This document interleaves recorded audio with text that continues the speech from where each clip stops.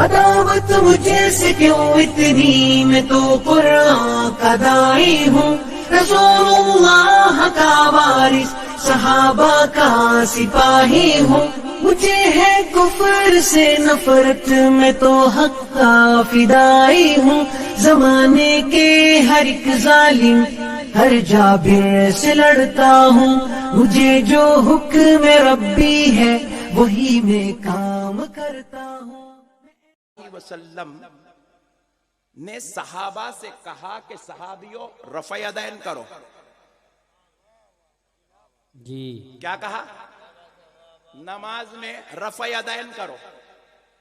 نماز میں رفع یدین بولنے والا کون ہے؟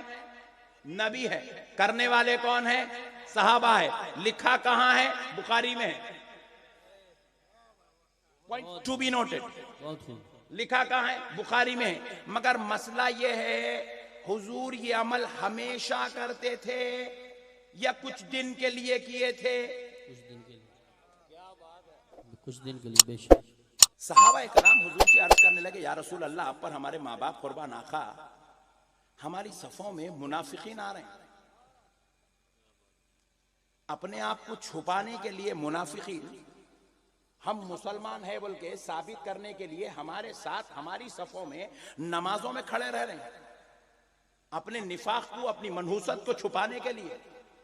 لیکن یا رسول اللہ وہ اتنے شریر ہیں کہ نماز کو آتے وقت اپنے بغلوں میں بتوں کو رکھ کے لا رہے ہیں۔ کس کو رکھ کے لا رہے ہیں؟ بتو۔ ذرا پیچھے والے تم بھی بولو۔ بتوں کو رکھ کے لا رہے ہیں، اور جب سجدے میں جا رہے ہیں تو بت نکال کے کیا کر رہے ہیں؟ سجدے کی جگہ رکھ کے اس کے سامنے سجدہ کر رہے ہیں۔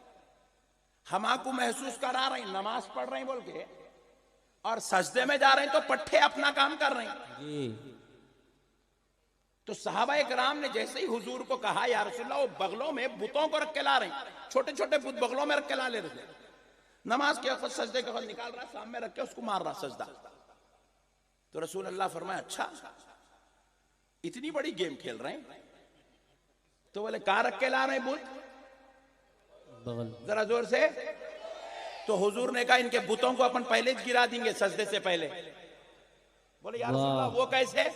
حضور نے کہا میں جب بھی اللہ اکبر کہوں تم ہاتھوں کو اٹھاؤ۔ بولے یہ حکمت ہے، بے شک۔ یہ بتوں کو گرانے کی تدبیر ہے۔ حضور نے کہا اللہ اکبر، ایک وقت ایسا کریں گا، پھر رکوع میں جانے سے پہلے کریں گا، پھر رکوع سے اٹھ کے کریں گا، وہاں تو گریں گا۔ واہ واہ۔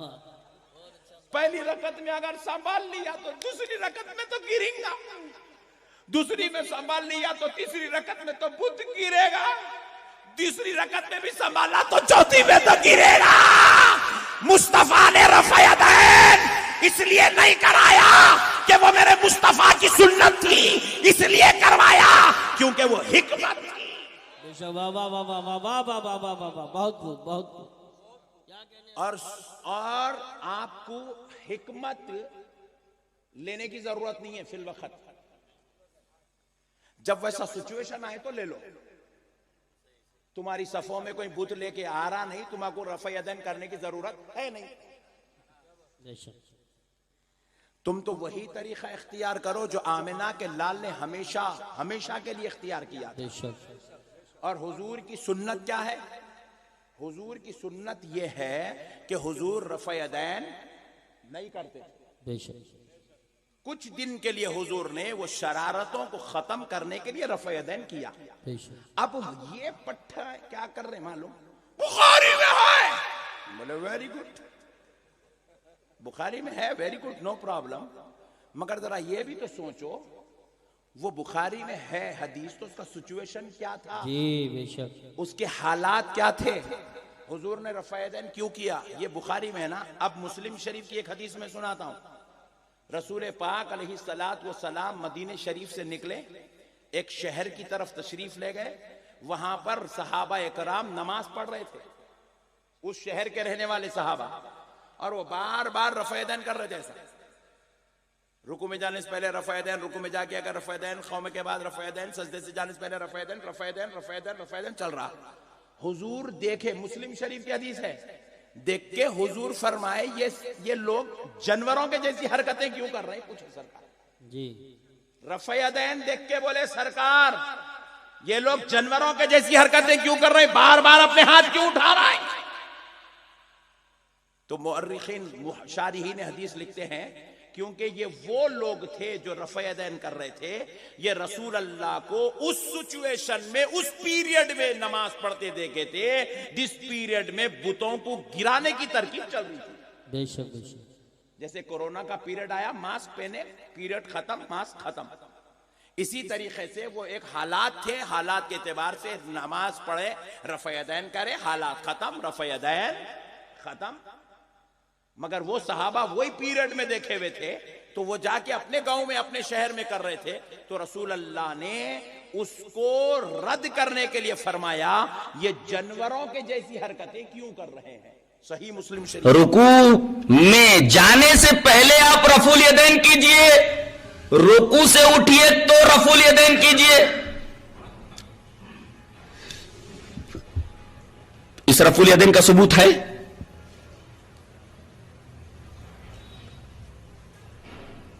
اس سلسلے میں ایک روایت نہیں، تقریباً 400 احادیث آئی ہیں، اللہ، جس میں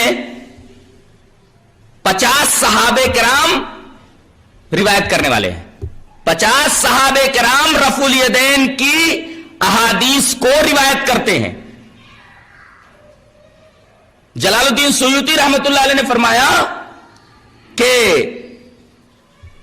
حدیث رفع الیدین رواہ 50 صحابیا، رفع الیدین کی حدیث کو 50 صحابہ کرام نے روایت کیا ہے۔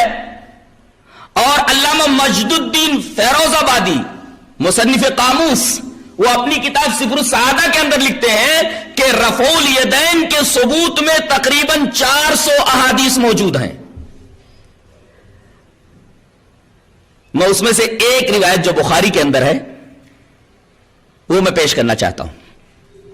روایت اس طرح ہے، وان ابی قلابۃ انہ رأى مالک بن الحویرث اذا صلى کبر ورفع یدیہ واذا اراد ان یرکع رفع یدیہ واذا رفع راسہ رفع یدیہ وحدث ان رسول اللہ صلی اللہ علیہ وسلم صنع ہکذا رواہ البخاری فی کتاب الصلاۃ۔ حضرت امام بخاری حدیث پاک کو ایسے کتاب الصلاۃ کے اندر لائے ہیں۔ حضرت ابو قلابہ کہتے ہیں کہ انہوں نے مالک ابن حویرث کو دیکھا کہ مالک ابن حویرث جب نماز پڑھنا شروع کرتے، اذا صلی، جب نماز پڑھنا شروع کرتے تو تکبیر بولتے، کبر، اور تکبیر کے وقت رفع الیدین کرتے، کبر ورفع یدیہ، تکبیر تحریمہ کے وقت رفع الیدین کرتے۔ تو رفع الیدین کا ایک محل تو تکبیر تحریمہ کے وقت ہے۔ پھر وَإِذَا أَرَادَ أَن يَرْكَعَ، جب وہ رکوع کرنے کا ارادہ کرتے تو رکوع میں جانے سے پہلے رفع الیدین کرتے۔ وَإِذَا رَفَعَ رَأْسَهُ، اور جب رکوع سے اپنا سر اٹھاتے تو رفع یدیہ، تب رفع الیدین کرتے۔ یہ روایت بیان کرنے کے بعد ابو قلابہ کہتے ہیں کہ مالک ابن حویرث جب یہ عمل دکھلا رہے تھے، نبی کریم صلی اللہ علیہ وسلم کی نماز کا یہ طریقہ بتا رہے تھے، فارغ ہونے کے بعد وہ کہتے ہیں وحدث، انہوں نے بیان کیا ان رسول اللہ صلی اللہ علیہ وسلم صنع ہکذا، نبی کریم صلی اللہ علیہ وسلم نے اسی طریقے سے کیا ہے، یہ نبی کریم صلی اللہ علیہ وسلم کا عمل ہے۔ اور ایک نکتہ اس میں اور بھی ہے، امام بخاری رحمت اللہ علیہ حضرت مالک ابن حویرث ہی کی روایت کو کیوں لائے ہیں؟ حضرت بہت بڑے فقیہ ہیں امام بخاری رحمت اللہ علیہ، مالک ابن حویرث کی روایت کو لا کر کے یہ بتانا چاہتے ہیں کہ یہ وہ صحابی ہیں جو سن 9 ہجری کے اندر ایمان لائے، اس کے 1-1.5 سال کے بعد نبی کریم صلی اللہ علیہ وسلم کا انتقال ہو گیا، بہت تھوڑا عرصہ باقی تھا آپ کی حیات کا، اس کے بعد آپ کا انتقال ہو گیا۔ تو جب آخر زمان میں، آخر وقت میں یہ ایمان لائے ہیں اور یہ رفع الیدین کی روایت پیش کر رہے ہیں، اس کا مطلب یہ کہ رفع الیدین منسوخ نہیں ہے، آخر تک نبی کریم صلی اللہ علیہ وسلم یہ عمل فرماتے رہے۔ رفع الیدین کا نسخ ثابت نہیں ہے، اس کی کوئی ناسخ حدیث موجود نہیں ہے. اب آپ ترمذی کی وہ حدیث لا کر کے 400 احادیث کا معارضہ کریں گے. ایک طرف 400 احادیث ہیں جو رفع الیدین کو سنت بتا رہی ہیں، اس کے مقابلے میں کون سی حدیثیں ہیں ان کا بھی ذرا جائزہ لے لیتے ہیں. ایک روایت ترمذی کے اور 2-3 روایتیں ابو داؤد کی ہیں. پہلے ترمذی کی روایت پڑھتا ہوں. وان علقمۃ قال قال عبد الله بن مسعود رضی اللہ تعالی عنہما الا اصلی بکم صلاۃ رسول اللہ صلی اللہ علیہ وسلم فصلى فلم يرفع يديه الا في اول مرة رواه الترمذی فی کتاب الصلاۃ. حضرت امام ترمذی حدیث پاک کو کتاب الصلاۃ کے اندر لائیں. پہلے ترجمہ دیکھیے. حضرت علقمہ فرماتے ہیں کہ عبداللہ ابن مسعود رضی اللہ تعالی عنہ نے فرمایا کیا میں تمہیں نبی کریم صلی اللہ علیہ وسلم کی نماز پڑھ کر نہ بتا دوں کہ نبی کی نماز کیسی تھی؟ انہوں نے نماز پڑھی. فصلی فلم یرفع یدیہ الا فی اول مرۃ، تو انہوں نے رفع الیدین صرف ایک بار کیا. یہ روایت ترمذی شریف میں موجود ہے اور ترمذی نے اس حدیث کے اوپر حسن کا حکم لگایا ہے کہ یہ حدیث حسن ہے. اب اگر یہ حدیث حسن ہے تو عمل کیا جا سکتا ہے. کیا ایسا ہے کہ رفع الیدین صرف ایک بار کیا جائے؟ اس کا پہلا جواب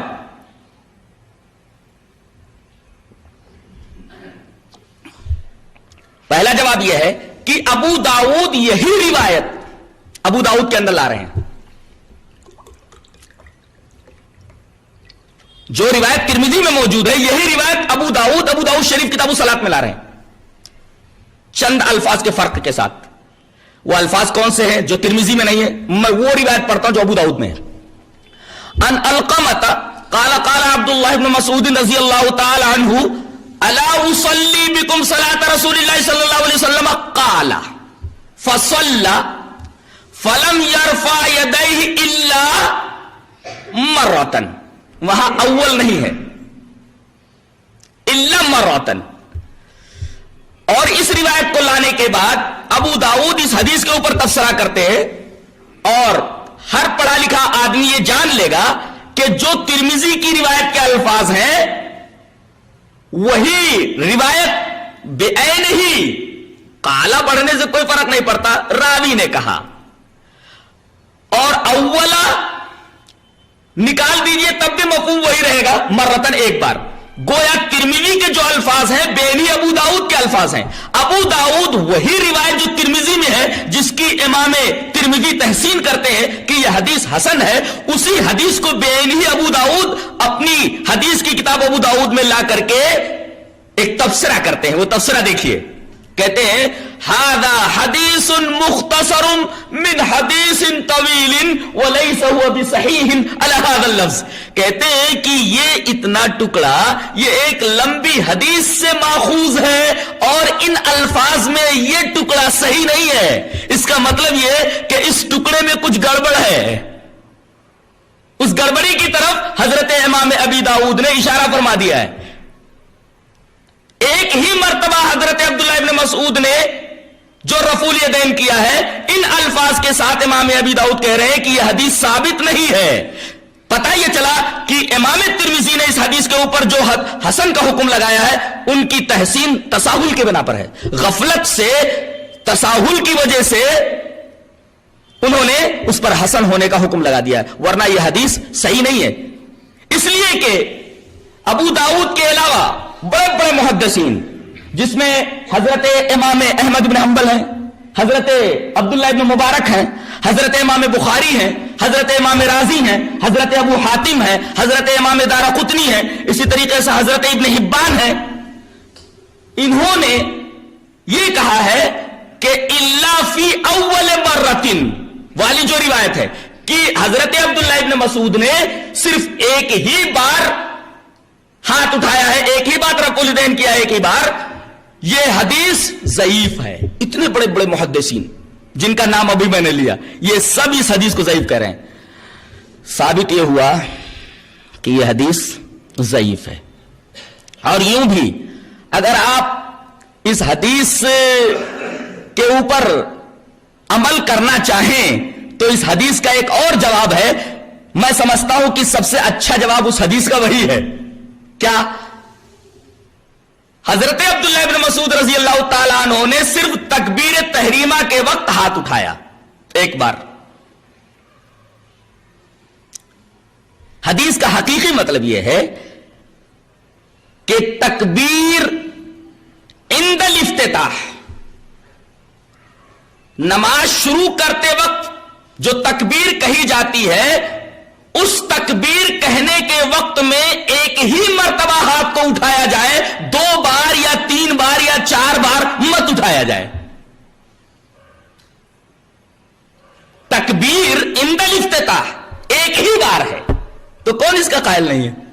کون کہتا ہے کہ ایک بار تکبیر تحریمہ کرو، پھر دوسری مرتبہ تکبیر تحریمہ بولو، پھر تیسری مرتبہ تکبیر تحریمہ کے لیے ہاتھ اٹھاؤ؟ ایک ہی مرتبہ تکبیر تحریمہ کے لیے ہاتھ اٹھانا ہے بس. 2 مرتبہ نہیں، 3 مرتبہ نہیں، 4 مرتبہ نہیں. اگر یہ مفہوم اس حدیث کا لے لیا جائے تو پھر کوئی تعارض اور کوئی معارضہ دیگر صحیح احادیث سے صحیح سے نہیں رہتا.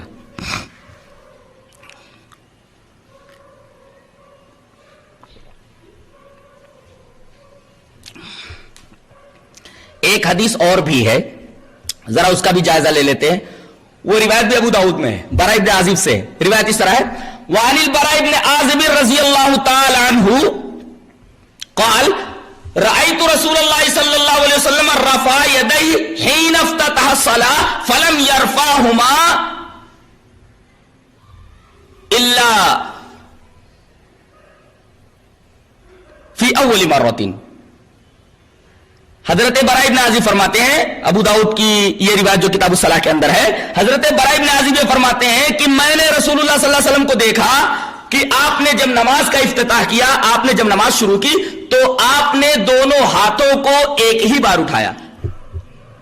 براء ابن عازب کی اس حدیث کے اندر ایک خرابی ہے اور یہ مخالف کا مستدل نہیں بن سکتی. کیوں؟ اس لیے کہ محمد ابن ابی لیلہ اس سند کے اندر ہے، اور محمد ابن ابی لیلہ کے تعلق سے کلام یہ ہے کہ یہ ضعیف ہیں.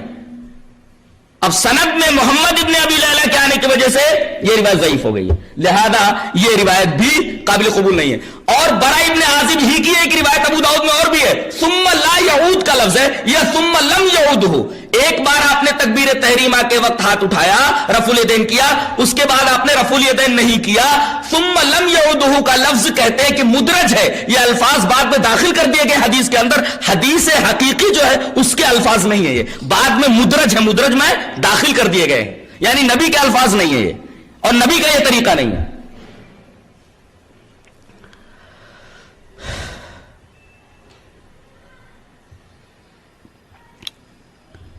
یہ رفع الیدین کی حدیث کے بارے میں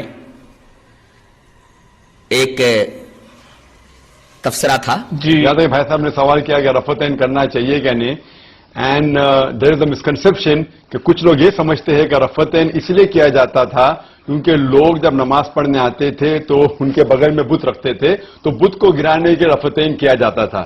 یہ کدھر بھی حدیث میں نہیں لکھا ہوا، کوئی بھی صحیح حدیث میں لکھا ہوا ہے.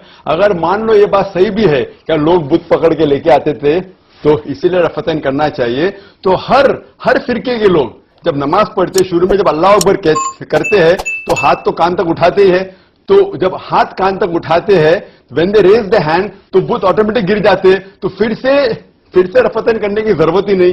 تو یہ کہنا کہ پیپل یوزڈ ٹو رفعتین because they were idols in the armpit is totally wrong. It's not mentioned in the hadith. The reason why Muslims should do raf'atayn, it is because mentioned in the Sahih Hadith of Sahih Bukhari in point number 1 in the book of Salah. The Prophet, whenever he offered Salah, when he prayed, he did raf'atayn. So based on this Sahih Hadith, every Muslim